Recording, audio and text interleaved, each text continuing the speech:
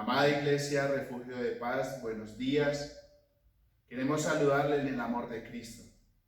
Queremos decirles bienvenidos a este tiempo de alabanza y adoración al Señor Jesús. Queremos decirle allí donde usted está, salude a la persona que tiene al lado, dígale buenos días, buenas tardes. No sé en qué tiempo tú te estés conectando, pero hay algo que Jesús tiene en esta mañana para ti. Y quiero invitarle a cada uno de ustedes a que me acompañen a la palabra del Señor en Filipenses capítulo 4, versículos 4 al 7.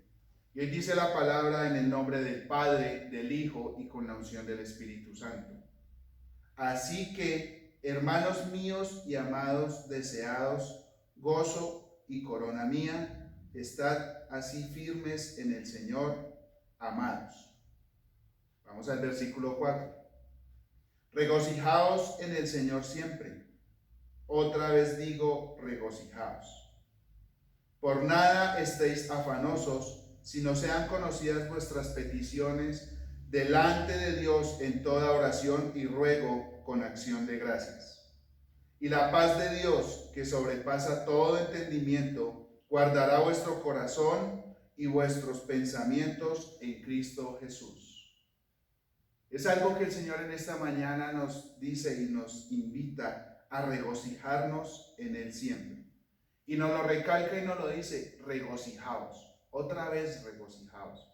Es un tiempo de regocijarnos, es un tiempo de alegrarnos, es un tiempo de decirle, Señor, gracias porque tú has sido fiel, porque tú has sido mi compañero durante este tiempo, porque tú has sido mi sustento, porque tú has sido mi ayudador. Pero más que ayudador, compañero, has sido nuestro consejero, has sido quien ha levantado nuestra vida de cuando nos hemos sentido derrumbados, de cuando por cualquier circunstancia que usted y yo hayamos podido estar viviendo, Él siempre ha estado allí diciéndonos, hijitos, aquí estoy. Aquí estoy yo para ayudarles. Aquí estoy yo para sustentarles. Aquí estoy yo. Y Él dice, regocijaos. Por eso allí usted diga, me voy a regocijar en esta mañana. Dígale al que tiene, a la persona que tiene al lado, dígale, vamos a regocijarnos en esta mañana. Y quiero invitarlo a la palabra, a Primera de Tesalonicenses, capítulo 5, versículos 16 al 18. Y dice la palabra, estad siempre gozosos, orad sin cesar. Dad gracias en todo, porque esta es la voluntad de Dios para con vosotros en Cristo Jesús. Y es algo que Él nos dice en esta mañana, dad gracias por todo. Dice su palabra que todas las cosas nos ayudan para bien a los que le amamos. Todas las cosas nos ayudan para bien, mis hermanos. Y eso que usted vivió o está viviendo le va a ayudar para bien. Los desiertos que muchas veces atravesamos nos van a ayudar para bien. Cada situación Él nos lo está recordando y nos dice, te va a ayudar para bien. Dice aquí la palabra, orad sin cesar, estad siempre gozosos. Jesús mismo se lo dijo a aquella mujer que le iba a dar de beber el agua, de la cual le quitaría la sed y no tendría sed jamás. Dice su palabra que el gozo que Él nos da es un gozo que sobrepasa todo entendimiento, mis hermanos. Y es el gozo que usted y yo hoy podemos tener y del cual podemos disfrutar. Por eso, allí donde usted está, cierre sus ojos por un momento y digámosle, Señor Jesús, aquí estamos. Hoy estamos reunidos para alabarte a ti, para exaltar tu nombre. Estamos con un corazón contrito y humillado delante de tu presencia.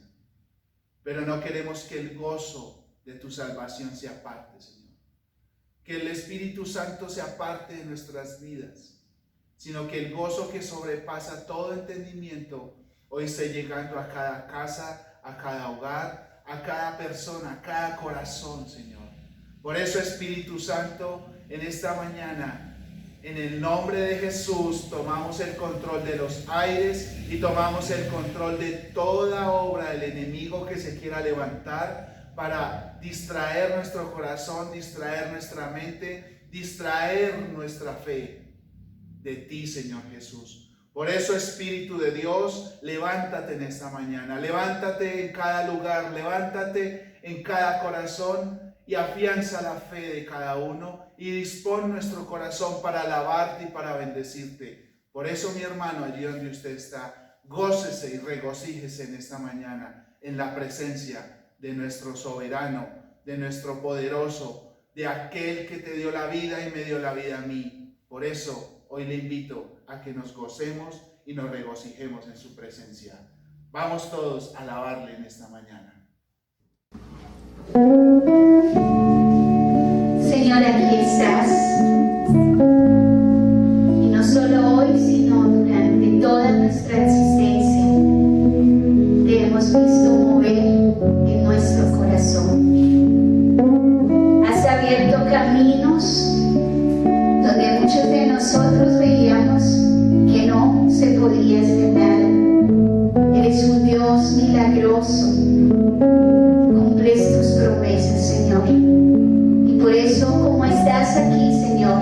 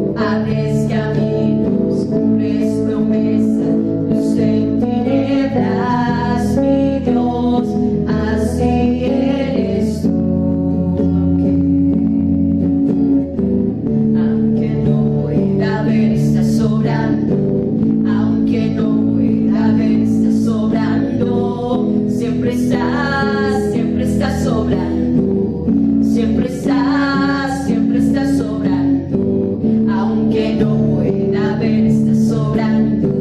Aunque no pueda ver, estás sobrando. Siempre estás sobrando. Siempre estás sobrando.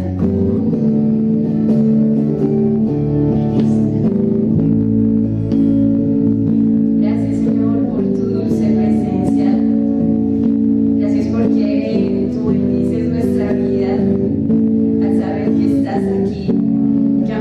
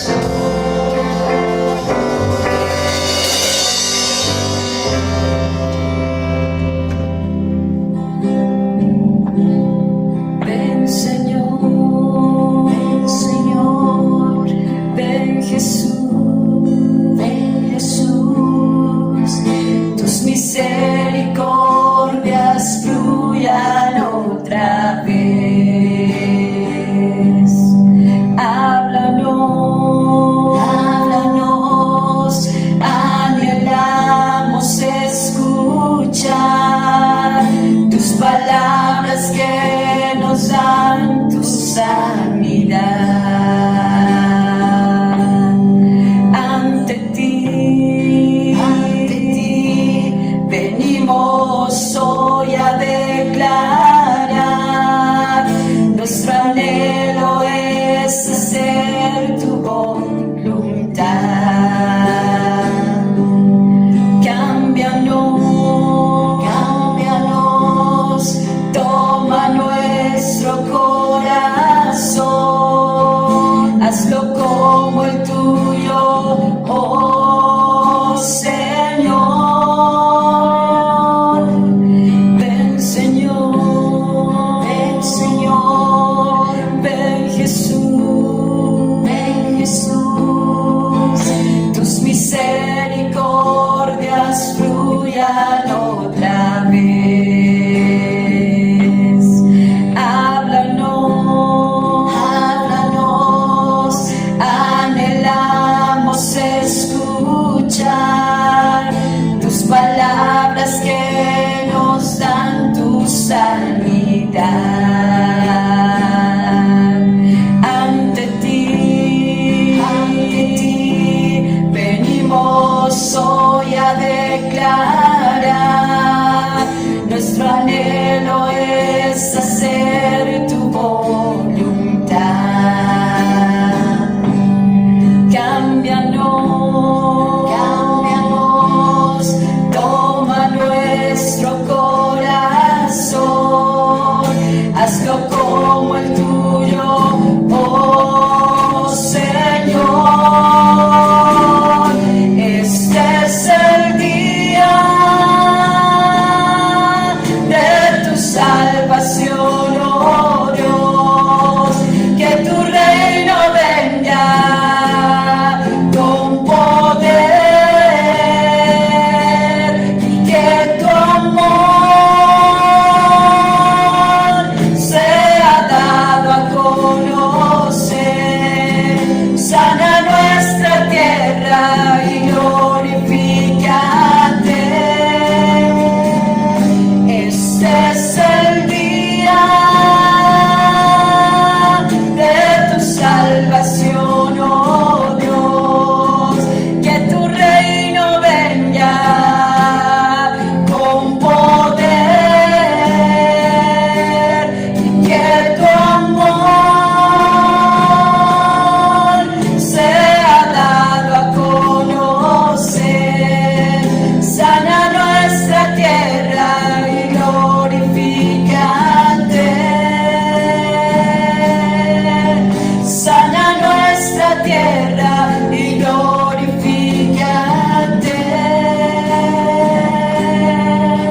Sana hoy mi vida y glorifícate. Sana hoy mi vida y glorifícate. Señor Jesús, gracias por este tiempo que tú nos has dado de poderte adorar, de poder exaltar tu nombre, Señor. Te damos gracias por este tiempo que nos has brindado de adoración, de alabanza, donde hemos podido rendir nuestro corazón a ti, Señor. Te damos gracias por este tiempo, papá. Gracias porque has refrescado nuestra alma, porque hemos sentido ese refrigerio del cielo en nuestro corazón. Y hoy queremos decirte, Espíritu Santo, síguenos hablando a través del consejo de tu palabra. Hoy te damos la bienvenida también para que tú nos hables a través del consejero que hoy envías. Por favor, Señor Jesús, habla y redarguye nuestros corazones, ministra a cada uno de nosotros, ministra a cada hogar, ministra a cada persona que hoy está escuchando esta tu palabra. Hoy te damos a ti la gloria y la honra, y hemos orado y hemos alabado tu nombre en el poderoso nombre de Cristo Jesús. Amén y amén. Bienvenidos a este tiempo. Disponga su corazón, disponga todo su ser a recibir el consejo de la palabra del Señor. Muy buenas tardes, los saluda Iglesia Misión Cristiana Refugio de Paz. Gracias por estar conectados y vamos a escuchar el dulce consejo de la palabra de Dios. Los invito por favor a que me acompañen al libro de Ezequiel capítulo 36 y vamos a leer el versículo 35. Ezequiel 36-35 lo voy a leer a favor de ustedes desde la versión Reina y Valera. Dice lo siguiente: Cuando los regrese a su tierra, la gente dirá, esta tierra era baldía y ahora se parece al jardín del Edén. Las ciudades abandonadas y en ruinas ahora tienen murallas fuertes y están llenas de gente. Señor, en esta tarde entregamos este momento en tus preciosas manos. Tú traes sabiduría, consejo, confort y consuelo por medio de tu palabra a todo aquel que se dispone de corazón a escucharla. Yo te pido, Señor, que tú produzcas el milagro por medio de tu Espíritu Santo, de que todo aquel que ve esta transmisión sea tocado por ti, Señor, sea conmovido por esta palabra que es verdadera y que está viva, Señor. Quita todo escepticismo, quita toda incredulidad del corazón de las personas, Señor, que escuchan este mensaje. Hazlas pacientes, hazlas humildes, y que esta palabra llegue al corazón de niños, Señor, porque tú quieres que seamos como niños y que como tales recibamos tu palabra. Señor, crea el efecto deseado por ti, Señor, en cada vida, en cada hogar en este momento, Señor. Que podamos todos gozarnos con este regalo maravilloso que sobrepasa cualquier cosa, cualquier sabiduría, cualquier conocimiento humano, porque llega verdaderamente a la necesidad más profunda de nuestro ser. Gracias por permitirme, Señor, ser un instrumento nuevamente en tus manos.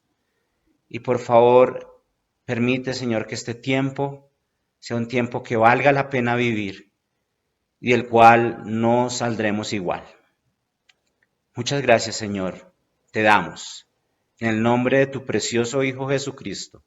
Amén. En este versículo de Ezequiel 36-35 vemos nuevamente ese peregrinar de los hijos de Israel.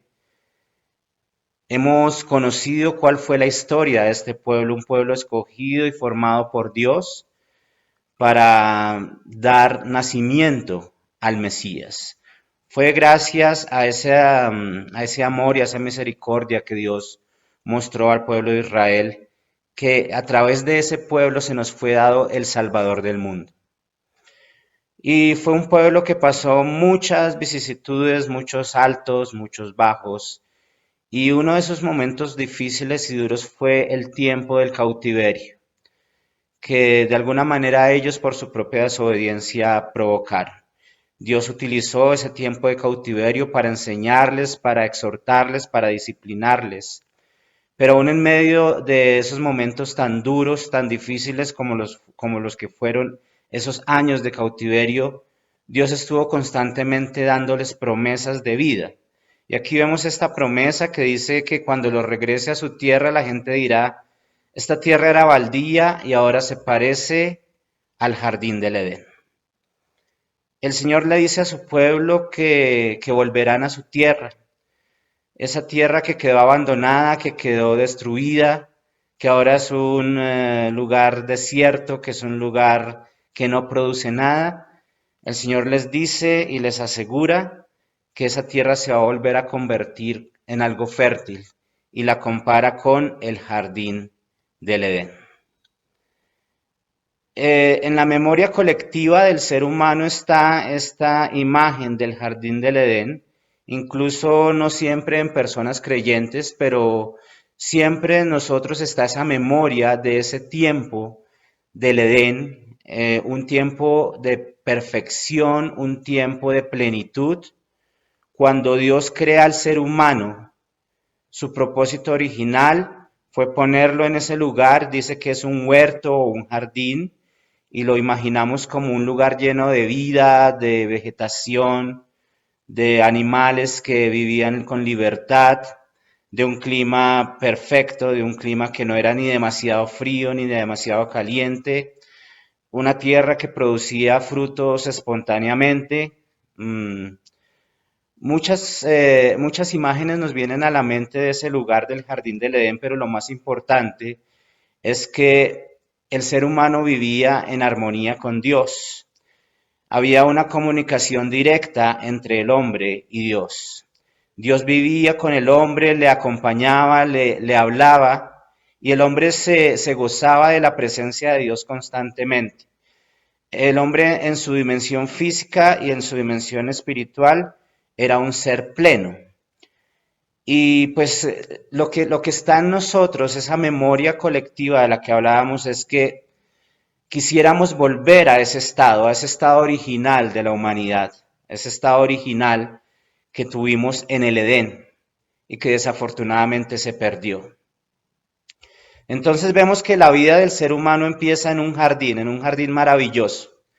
Todo era armonía con Dios, consigo mismo, con su pareja, porque recordamos que Dios hizo a Adán, posteriormente hizo a Eva para que se acompañaran y se complementaran, y vivían en armonía ambos, y también vivían en armonía con la creación, con todo lo que hemos ya enumerado. Entonces, esa imagen perduró como en nuestro ADN, de alguna manera se nos quedó ese anhelo de regresar al Edén. Mucho más en tiempos tan duros, tan difíciles, cuando vemos que la vida realmente, como dice el dicho, no es un jardín de rosas. La vida es dura, la vida es difícil, la vida es dolorosa, proyectos que fracasan, relaciones que se rompen, vacíos espirituales, vacíos anímicos, enfermedad, sufrimiento. Eso es lo que vemos constantemente alrededor del mundo. Entonces, pareciera que estamos muy lejos de esa idea original que Dios tuvo para con nosotros, cuando Él creó el mundo y creó al ser humano a su imagen y semejanza y lo puso en este lugar maravilloso, que era el Jardín del Edén. Hay una descripción de esto y vamos por favor a Génesis capítulo 2, versículo número 9. Voy a estar leyendo desde la Nueva Traducción Viviente. En Génesis 2:9 dice de la siguiente manera: el Señor Dios hizo que crecieran del suelo toda clase de árboles, árboles hermosos y que daban frutos deliciosos. En medio del huerto puso el árbol de la vida y el árbol del conocimiento del bien y del mal. La figura que llama más nuestra atención en esta descripción es esos árboles hermosos y que daban frutos deliciosos. O sea, todo estaba al alcance de la mano del hombre. Y era bueno, todo era bueno. Dios lo creó bueno. El plan de nuestro amado Dios para la humanidad no eran estas vidas marchitas, estos frutos no deliciosos, sino estos frutos de amargura que muchas veces estamos cosechando a causa, desafortunadamente, de nuestra propia rebelión. Porque debemos recordar que fue nuestra propia actitud frente a Dios, frente a sus bendiciones, la actitud del primer hombre y de la primera mujer hacia las bendiciones de Dios, al desoír el consejo del que les amaba, la que acarreó esa pérdida. Veíamos que ahí se menciona el árbol del conocimiento del bien y del mal. Y los que han leído la historia del Génesis saben que por causa de ese árbol fue que se produjo la caída del hombre. Porque Dios les dijo que podían comer de todo árbol, de todo fruto del árbol, de todo el árbol, de todos los árboles que habían en el jardín, excepto del fruto del árbol del conocimiento del bien y del mal, que de alguna manera lo que simboliza es que el hombre puede ser dueño de su propio destino y puede seguir sus propios consejos y sus propias decisiones frente a lo que está bien y lo que está mal. Eso fue lo que el hombre de alguna manera, obviamente influenciado por Satanás, quiso en vez de escuchar el consejo del Señor. Y esa desobediencia llevó a la pérdida de ese lugar, a la pérdida del Edén. Al mismo tiempo, cuando sucede esto, se rompen muchas de las cosas que estábamos describiendo. Se rompe primeramente la comunión con Dios. se rompe toda esa armonía de vida que se describía en el Edén. Entra la muerte. Entra la muerte para el ser humano y no solamente para el ser humano, sino para toda la creación. La creación que de alguna manera no tenía culpa alguna, tiene que sufrir las consecuencias de ese acto de desobediencia del hombre. Y algo también que sucede trágico es que se pierde el camino a la vida. El hombre empieza a marchitarse, a enfermarse, empieza, en resumen, a morir. Y dice de alguna manera también, mostrando gráficamente lo que había pasado, en Génesis capítulo 3, versículo 24, después de expulsarlos, el Señor Dios puso querubines poderosos al oriente del jardín del Edén y colocó una espada de fuego ardiente que destellaba al moverse de un lado a otro a fin de custodiar el camino hacia el árbol de la vida. Es decir, era imposible que el ser humano buscara de nuevo ese camino porque moriría de alguna manera también. Ese árbol de la vida que estaba ahí en el huerto quedó vetado para el hombre. Es decir, el hombre irremediablemente tendría que morir. Y esa es la realidad que nosotros asumimos hoy en día. Por más que se busque prolongar la vida, por más que la ciencia busque aumentar los años del hombre, por más de que existan tratamientos para la longevidad, lugares donde se dice que los hombres y las mujeres viven más tiempo, hay lugares en la Tierra donde al parecer por las condiciones climáticas, por las costumbres de alimentación, las personas viven más. Sea cual sea el intento del ser humano, es un intento patético de prolongar de alguna manera artificialmente la vida, pero es inevitable que llegue el fin. Es inevitable que llegue la muerte. Y nos hemos tenido que acostumbrar a convivir con la muerte. En medio de ese panorama desolador, ya Dios se estaba moviendo, porque Dios nunca duerme, Dios nunca se queda quieto. Y Él ya tenía un plan. Y ese plan, inmediatamente cuando sucede la caída del hombre, ese plan se pone en marcha. El plan consistía en que ese camino que se había cerrado a la vida tendría que volverse a abrir. Ese Edén que el hombre vivió por cierto tiempo tendría que ser restaurado, porque Dios en su infinito amor no quería y no quiere que usted y yo como seres humanos vivamos lejos de Él. Él en su corazón y en su amor de Padre nos anhela. Por eso ese plan se puso en acción. Pero no iba a ser fácil.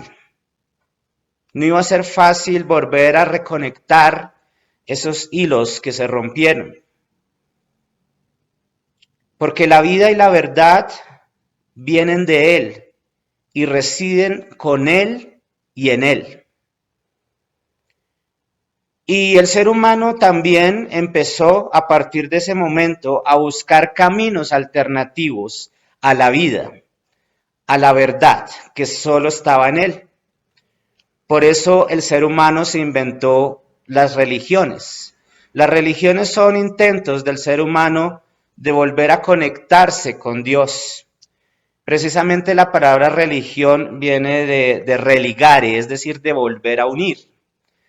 Entonces surgen todas estas religiones que pululan por el mundo, todas estas filosofías, todas estas teorías, todos estos ritos que el hombre realiza con el afán y con el deseo de volver a sentirse en casa, porque como lo mencionábamos al comienzo, cuando se pierde esa comunión del Edén, los seres humanos nos sentimos huérfanos, nos sentimos inmigrantes en una tierra que nos trata mal.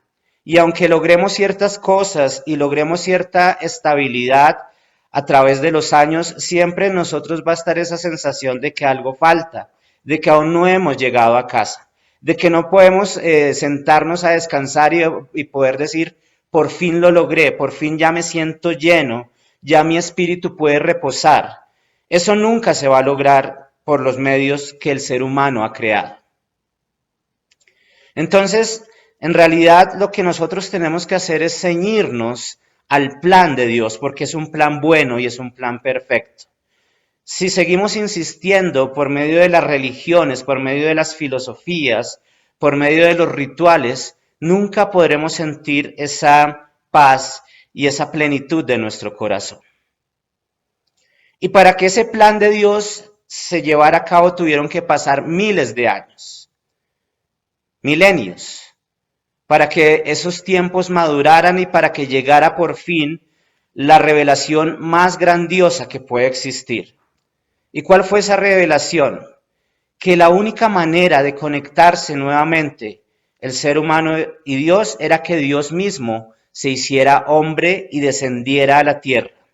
Y por medio de un sacrificio pudiera volver a crear ese puente, ese camino que el hombre podría transitar hacia Dios. Y nosotros entendemos que esa revelación, que ese plan maravilloso se materializa en la persona de Jesucristo. Jesucristo es Dios que se hace hombre por amor y dice: yo voy a descender a la tierra, yo voy a vivir como un ser humano, siendo pleno Dios, pleno ser humano, voy a poder volver a conectar, voy a poder ser el puente por el cual la humanidad puede volver a encontrar el camino hacia la vida. Podemos preguntarnos entonces, ¿creemos que es fácil? ¿Creemos que ese plan maravilloso fue fácil al darse? ¿Puedo creer yo que no costó? Sí costó. Costó un dolor indecible. Costó que el Hijo de Dios, completamente puro, inocente y sin pecado, tuviera que cargar con toda la miseria de la humanidad. Costó esa cruz que a veces vemos en imágenes, en películas, que obviamente de la manera más clara que la podemos entender es desde lo que narran los evangelios. Esa muerte terrible de la cruz, que era una muerte reservada para los peores criminales, que era una muerte que involucraba un dolor físico y una agonía que no se pueden casi que describir con palabras. Que cada gota de sangre que se derramaba, cada espacio de vida que se le iba a Él, a nuestro amado Señor, era algo que no podemos de alguna manera pagar, que no podemos de alguna manera concebir desde nuestra mente limitada. Costó muchísimo. Costó muchísimo y por lo tanto no podemos menospreciar el regalo de la salvación que nos fue dado por medio de Jesucristo. Y si nos concentramos en la cruz es el momento en el cual Dios, hecho hombre, al efectuar ese sacrificio, permite que ese velo que separaba al hombre y a Dios se rasgue. Pero más allá de la cruz, hoy, quiero que veamos un evento previo a la cruz, que es la agonía de Getsemaní. ¿Y por qué es importante Getsemaní? Porque Getsemaní, así como el Edén, es un jardín. Entonces vamos a ver cómo la vida del ser humano empieza en un jardín que perdió. Y cómo ese acto maravilloso de salvación empieza también desde un jardín. Es un jardín que quiero que imaginemos, Getsemaní, un lugar en Medio Oriente, en la tierra de Israel, un huerto milenario con olivos, con vegetación abundante. Que a propósito se dice que muchos de esos olivos que existían en la época de Jesús en Getsemaní todavía están en pie. Los olivos son árboles que pueden vivir casi 2000 años o más en condiciones ideales. Por lo tanto, podemos imaginar ese lugar, ese jardín de Getsemaní, donde de alguna manera esa puerta que se había cerrado empieza nuevamente a abrirse. Acompáñenme por favor al Evangelio de Mateo, vamos al capítulo 26 y vamos a estar leyendo desde los versículos 36 en adelante. Mateo 26, 36, dice lo siguiente: Entonces Jesús fue con ellos al huerto de olivos llamado Getsemaní y dijo: Siéntense aquí mientras voy allá para orar. Se llevó a Pedro y a los hijos de Zebedeo, Santiago y Juan, y comenzó a afligirse y angustiarse. Tenemos que tener en cuenta esto porque muchas veces pensamos y solo vemos a Jesús como Dios, que lo es, Jesús es Dios, pero cuando Él desciende a la tierra también es hombre. Se dice que Jesús es perfecto Dios y perfecto hombre. Y aquí lo vemos en su faceta más humana, porque dice que comenzó a afligirse y a angustiarse. Sin duda, dos de las emociones o dos de los sentimientos más vividos por el ser humano son la aflicción y la angustia. Y todos hemos sentido esto por X o Y razón. La aflicción es común en el mundo, ver gente pasando hambre, ver gente abandonada, ancianos dejados a su suerte, ver las injusticias del mundo, ver cómo se nos desprecia, cómo se nos humilla o cómo se humilla a los que más amamos. Eso causa aflicción. La angustia por lo que va a pasar, la angustia por cómo vamos a sobrevivir en estos tiempos. Son sentimientos comunes al ser humano, son inherentes al ser humano. Y aquí vemos a Jesús sintiendo esto, sintiendo una gran aflicción y una gran angustia. Y dice en el versículo 38 que les dice a sus discípulos: mi alma está destrozada de tanta tristeza hasta el punto de la muerte. Nosotros tendemos a exagerar mucho nuestras palabras y muchas veces decimos: me quiero morir o estoy que me muero de tristeza. Obviamente son figuras retóricas que utilizamos para describir qué tan profundos son nuestros sentimientos.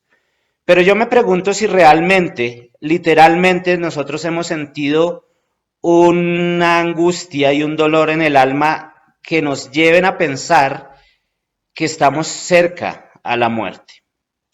Y es posible que sí haya sucedido en usted o en mí. Hay situaciones extremas en la vida que nos llevan a pensar que ya no hay salida, que ya es el punto máximo en el cual nosotros podemos soportar. Y vemos que la muerte prácticamente es la única opción a esos momentos.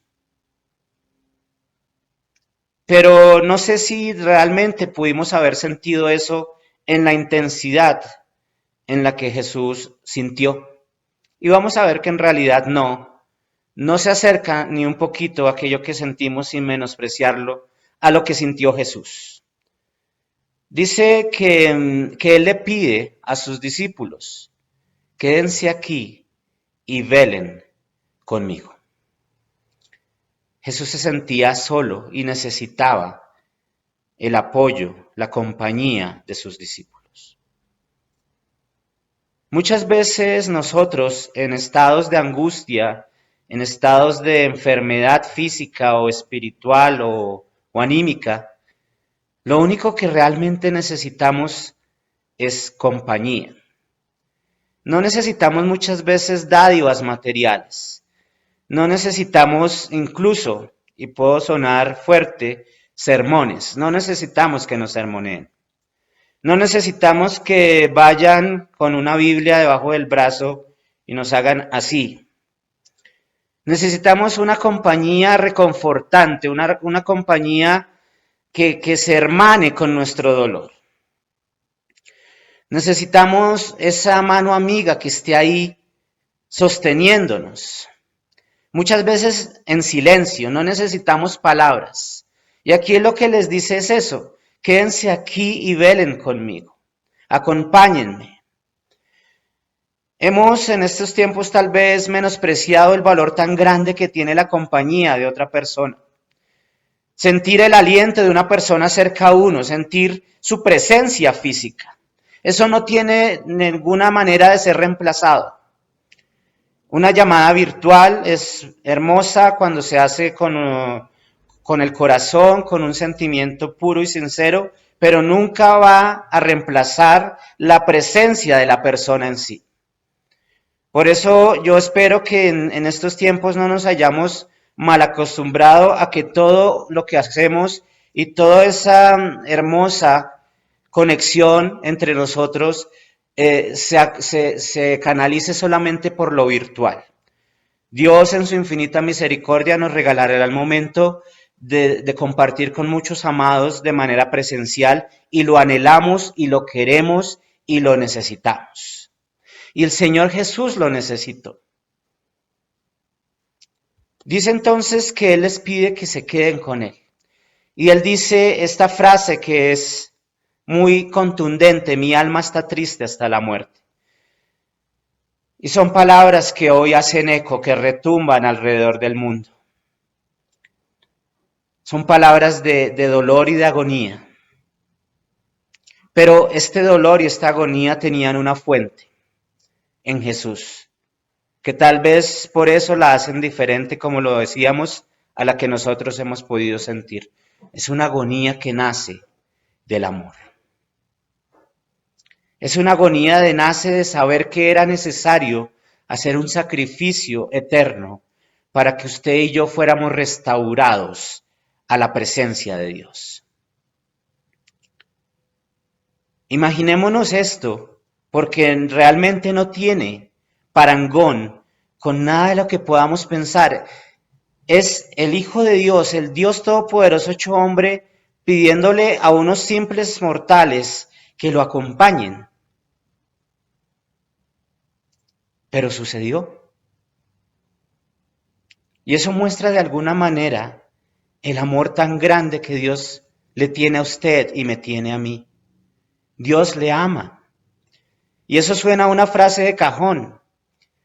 A veces son esas frases que dicen aquellos que quieren evangelizar y que tal vez la dicen solamente por decirla, pero es cierto.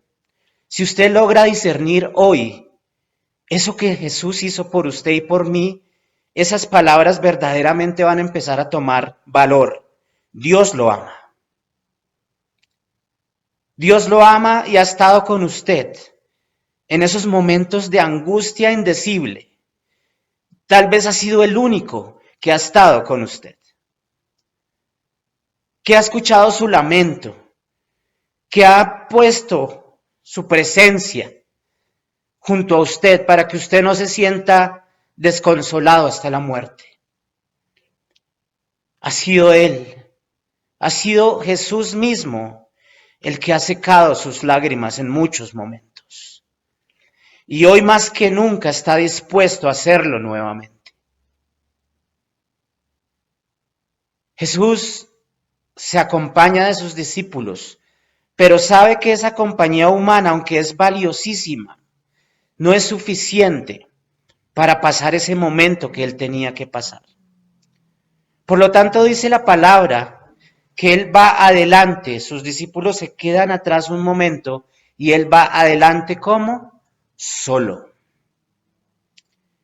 Y es que muchas de las batallas que tenemos que dar en nuestra vida, las tenemos que dar solos. En teoría solos. Porque en realidad no lo estamos. Y vamos a ver lo que hace Jesús en Mateo 26:39 dice: Él se adelantó un poco más y se inclinó rostro en tierra mientras oraba. Padre mío, si es posible que pase de mí esta copa de sufrimiento, sin embargo, quiero que se haga tu voluntad y no la mía. Vemos a un Jesús vulnerable. Vemos a un Jesús que le dice: Señor, si tú puedes quitarme esto, si no es completamente necesario que yo pase por esto, por favor, quítamelo. que yo no tenga que tomar esa copa de sufrimiento. Y es esa copa que nosotros sentimos que estamos tomando muchas veces, la copa del sufrimiento, esa que creemos que vamos a estar bebiendo para siempre, la copa del abandono, de la derrota, la copa de la ansiedad. Si usted cree que esa es la copa que le tocó en la vida, le quiero decir hoy que Jesús se tomó hasta la última gota de esa copa para que usted ya no tenga que beber más esa copa de sufrimiento. En ese lugar, en ese jardín, en la soledad, cuando ya todo parecía perdido, cuando la humanidad ya no tenía esperanza, a partir de ese momento, de esa agonía de Jesús en Getsemaní, se empieza a abrir tímidamente una puerta que estaba cerrada desde hacía miles de años. Y esa puerta, por donde empezó a entrar un pequeño resquicio de luz, significa una nueva vida y una nueva oportunidad para todos nosotros. Sigue la narración del Evangelio de Mateo. Dice que él vuelve a sus discípulos en el verso 40 y los encontró como dormidos. Podríamos pensar en muchas razones por las cuales estaban dormidos. Muchos dicen que era por la angustia, por la tristeza, porque la tristeza y la depresión producen sueño. Podría ser también porque estaban cansados, pero de alguna manera lo que vemos aquí es que los discípulos en ese momento no lograron ver la trascendencia de lo que estaba sucediendo. Y Jesús los anima, les dice, velen y oren para que no cedan ante la tentación. ¿La tentación de qué? La tentación de pensar que todo está perdido. Eso es lo peor que nos puede pasar. En medio de los tiempos aciagos, duros y difíciles, pensar que ya no hay salida. Pero sí la hay porque Jesús ha abierto una puerta de vida para todos nosotros. Entonces, lo que les dice es no caigan en la tentación de pensar que ya todo está acabado. La lucha continúa, la batalla continúa, no hemos sido derrotados. Aún hay esperanza, aún brilla el sol. Y eso es lo que Jesús nos quiere decir hoy. No se rindan, iglesia, no te rindas. Aún hay una cosecha por recoger. Hombres, mujeres, no se rindan. Su vida es valiosa a los ojos de Dios. Padres, no se rindan con sus hijos. Aún Dios puede hacer algo maravilloso en la vida de esos pequeños. No se rindan. Dice que Jesús volvió a orar y volvió de nuevo a sus discípulos y de nuevo los encontraba dormidos. Ellos no podían mantenerse, no podían mantener los ojos abiertos. Y finalmente en el verso 45 dice, luego se acercó a sus discípulos y les dijo, adelante, duerman y descansen. Y esta afirmación de pronto tomada a la ligera puede decir, bueno, lo que Jesús les está diciendo es que váyanse a dormir y ya, no molesten más. No, aquí lo que le está diciendo Jesús a la humanidad es que yo ya, dice Jesús, yo tomé la decisión de morir por ustedes, de hacer el sacrificio perfecto por sus pecados. Que si ustedes entregan su vida a mí, sus pecados van a ser perdonados y a partir de lo que yo voy a hacer, dice Jesús, en ese momento, usted va a tener un camino directo de nuevo al árbol de la vida. Entonces por eso les dice y nos dice a nosotros hoy, duerman y descansen, no literalmente, sino que simplemente descansemos porque lo que Él hizo basta, su sacrificio basta. Ya todas sus religiones, todas sus teorías, todas sus filosofías quedan anuladas y no sirven para absolutamente nada. Todos sus esfuerzos de volver a conectarse con Dios, a conocer a Dios, a ser dignos de la vida eterna, son esfuerzos inútiles porque a partir de este momento la puerta se empieza a abrir y Jesús, su sacrificio en la cruz, su agonía en Getsemaní significan que nosotros podemos descansar porque el trabajo ha sido hecho, porque ese puente que se había roto ha sido vuelto a construir y ese puente ha sido construido con la vida y la sangre de Jesús. Descansen, dice el Señor. Getsemaní, la palabra Getsemaní significa, y es curioso verlo, prensa de aceite, es decir, donde se machacaban los olivos para sacar el aceite. Y aquí vemos que Jesús literalmente fue prensado, su alma fue prensada en un sufrimiento indecible, que narra otro evangelio que su sudor caía como gotas de sangre, no porque fuera sangre literal, sino por el tamaño de las gotas, era como sangre que caía al suelo. Y esas gotas de sudor que surgían de la agonía de Jesús, en realidad eran el aceite que fue derramado para su sanidad y para mi sanidad. Y vemos que Getsemaní es el momento en donde Jesús tal vez siente más dolor, más allá incluso del dolor físico de la cruz, porque es ahí donde Él sabe y donde Él conscientemente dice, yo entrego mi vida por ustedes. La puerta se empieza a abrir y poco después llega la crucifixión, donde todo es consumado. Y hay una persona que fue el primero en entrar por esa puerta. Nosotros podríamos pensar, el primero que entró por esa puerta fue un sacerdote, un discípulo de Jesús. No, el primero que entró por esa puerta de nuevo a la vida fue un ladrón, un criminal, un pecador como usted y como yo. Lucas 23, a partir del versículo 39 hasta el 43 dice, uno de los criminales colgados junto a él se burló. Así que eres el Mesías, demuéstralo salvándote a ti mismo y a nosotros también. Es ese criminal que no se arrepiente. Pero había otro que dice lo siguiente. Pero el otro criminal protestó, ¿ni siquiera temes a Dios ahora que estás condenado a muerte? Nosotros merecemos morir por nuestros crímenes, pero este hombre no ha hecho nada malo. Y aquí vemos un ladrón que es consciente de que tuvo una vida de delitos, pero que él en ese momento reconoce que el que está ahí es el Hijo de Dios. Y solo ese acto fue suficiente para que ese ladrón fuera justificado. Escuchaba por ahí a alguien que decía ese ladrón no tuvo que hacer un seminario bíblico, no tenía y no podía hacerlo, no se bautizó, no tuvo que hacer todos esos ritos que nosotros a veces pensamos que son los que nos van a dar la vida eterna. Simplemente un corazón contrito y humillado, ese es el requisito que Jesús necesita.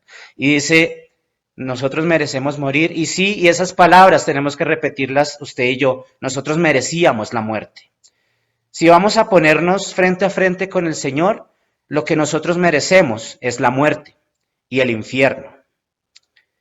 Pero este hombre, este ladrón, en su último aliento de vida dice, Jesús, acuérdate de mí cuando vengas en tu reino. Y Jesús le responde, te aseguro que hoy estarás conmigo, ¿en dónde? En el paraíso, en el Edén. Le dice Jesús al ladrón, hoy estarás conmigo en el Edén. Y el ladrón fue el primero que entró por esa puerta y al morir pudo ver en su gloria a Jesús y pudo caminar por ese huerto del Edén hacia el árbol de la vida, hacia el camino de la vida y de la salvación. Jesucristo es la puerta. El que cree en Él y el que le reconoce como Rey, hallará pastos, hallará verde. Y vemos entonces que si todo empezó con una pérdida en el jardín del Edén, todo empezó a recobrarse con una agonía en el jardín de Getsemaní. Y todo terminará, dice la Biblia, en Apocalipsis, con un gozo perpetuo en el Edén de la eternidad, que es descrito en Apocalipsis 22, del 1 al 5. Luego el ángel me mostró un río con el agua de la vida. Era transparente como el cristal y fluía del trono de Dios y del Cordero. Fluía por el centro de la calle principal. A cada lado del río crecía el árbol de la vida, el cual produce 12 cosechas de fruto y una cosecha nueva cada mes. Las hojas se usaban como medicina para sanar a las naciones. Ya no habrá más maldición sobre ninguna cosa, porque allí estará el trono de Dios y del Cordero, y sus siervos lo adorarán. Verán su rostro y tendrán su nombre escrito en la frente. Allí no existirá la noche, no habrá necesidad de la luz de lámparas ni del sol, porque el Señor Dios brillará sobre ellos, y ellos reinarán por siempre y para siempre. Y allá nos encontraremos todos, Dios mediante, porque el sacrificio de Jesucristo fue grande, fue total y fue definitivo para ofrecernos a usted y a mí el camino de la vida eterna, y allá nos encontraremos con el ladrón de la cruz, que seguramente, y su servidor lo afirma, será el primero que voy a ir a buscar. Todo empezó en un jardín y todo terminará en un jardín.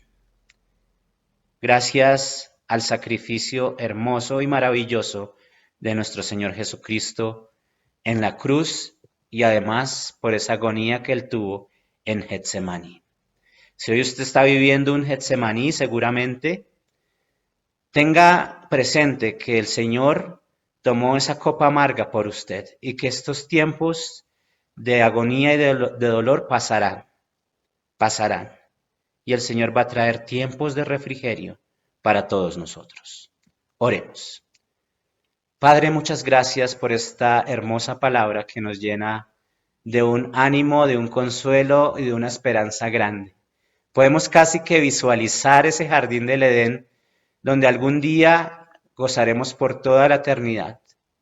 Pero mientras que estemos aquí en la tierra, Señor, queremos proclamar tu nombre. Queremos que el mundo conozca quién es Jesucristo nuestro Señor. Y es nuestro deber como iglesia y como hijos tuyos proclamar y confesar que Cristo es el Señor, que Cristo es el Rey, el Salvador de nuestra vida. Que muchos que viven en la oscuridad, en las tinieblas, puedan ver que hay una posibilidad de vida, Señor. Que hay un camino hacia la vida, pero el único camino eres tú, Jesús. Que ellos entiendan que todas esas cosas que han aprendido, esas religiones, esos rituales, esas costumbres humanas, jamás les permitirán llegar de nuevo a la vida y a la plenitud de Dios. Solamente Jesucristo es el camino, es la verdad y es la vida. Y a Él es al que proclamamos. A Él es el que adoramos. A Él es al que agradecemos por su sacrificio perfecto en la cruz.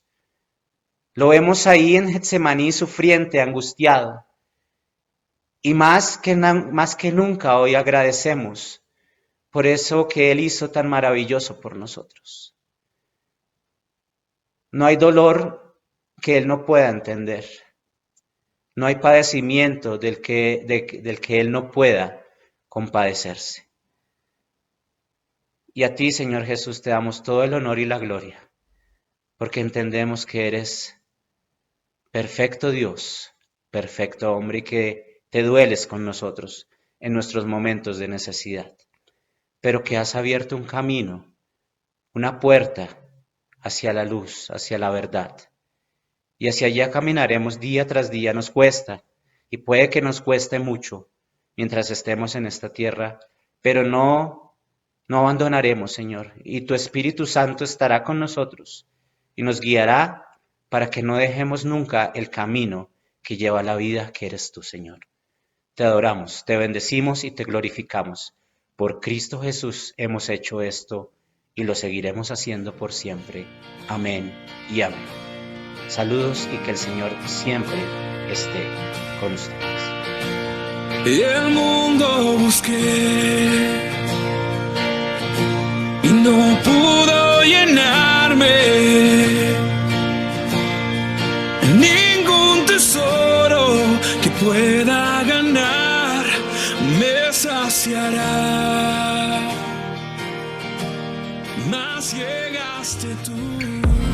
Este mes Conmemoramos un suceso histórico, la Reforma Protestante del siglo XVI, que no es más que una continuación de la obra del Espíritu Santo sobre la tierra, convenciendo a hombres y mujeres al arrepentimiento y a vivir una vida nueva en Cristo dirigida únicamente por lo que enseñan las Escrituras. Hoy recordamos la vida de Juan Hus, teólogo y filósofo checo considerado como uno de los precursores de la Reforma Protestante. Argumentó que las Escrituras, en lugar de los papas o los concilios, deberían tener la autoridad final sobre las decisiones que se tomaban en la Iglesia. Y no solo eso, sino que desafió la política que tenía la Iglesia Católica sobre predicar y enseñar únicamente en latín. Si Jesús hablaba arameo y Pablo hablaba en griego, ¿por qué Hus no podía predicar en checo?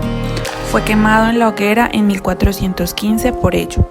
Antes de ser quemado en la hoguera, Hus dijo lo siguiente: ahora quemarán un ganso, porque Hus significa ganso en checo, pero después de 100 años oirán cantar a un cisne y no lo podrán silenciar. Y 102 años después, Lutero clavaría las 95 tesis en Wittenberg. La Reforma no comienza ni termina con Lutero. Cientos de hombres y mujeres estuvieron antes y después de Lutero, defendiendo la suficiencia y autoridad de la Escritura. Campesinos, religiosos, pobres y ricos. Tal vez no sabremos cuántos serán hasta el nuevo cielo y la tierra nueva. Pero lo mejor de todo es que esta historia continúa y tú haces parte de ella. Te invitamos a nuestras reuniones todos los sábados a las 5 p.m.